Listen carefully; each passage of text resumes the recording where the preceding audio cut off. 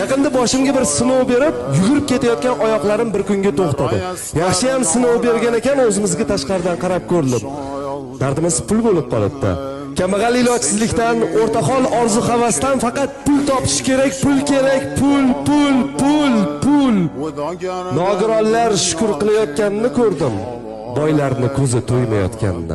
Firibgar mashayniklar o'zidan qahramon yasab, biznes motivatorga aylanib va'z o'qiyotganini, olimlar, oqillar, donolar panada yashirinib, berkinib turganini, haqdor noto'g'ri bo'lib chiqib, qarzdor uyalmasdan do'q urayotganini, ariza yozayotganini uchratdim.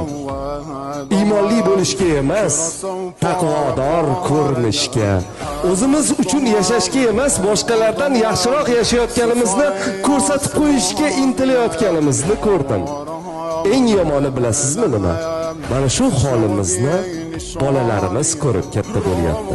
Dubai shokoladi bilan stories qo'yish, velosipedga pulimiz yetmagan joyda Gelenwagen rulida video joylashtirish eng to'g'ri ish deb o'ylayapti. Siniy traktor bilan bolaligi o'tib ketyapti. Kvadroberga aylanib, it mushukka aylanib ko'chada yugurib yuribdi. Bir kun siz ham to'xtang, iltimos. Kech qolamiz.